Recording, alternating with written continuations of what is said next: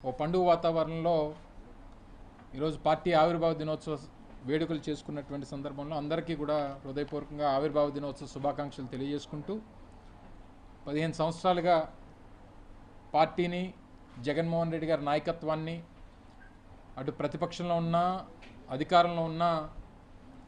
వారు చేసినటువంటి ప్రతి కార్యక్రమాన్ని ప్రజల్లోకి తీసుకువెళ్తూ ప్రజల పక్షాన్ని నిలబడుతూ రాష్ట్ర అభివృద్ధి కోసం రాష్ట్ర సంక్షేమం కోసం చేస్తున్నటువంటి ప్రతి కార్యకర్తకు కూడా ఈ సందర్భంగా ధన్యవాదాలు తెలియజేసుకుంటూ జగన్మోహన్ రెడ్డి గారితో కలిసి వారితో ప్రయాణం చేసేటువంటి అవకాశం వచ్చినందుకు కూడా గర్వంగా భావిస్తూ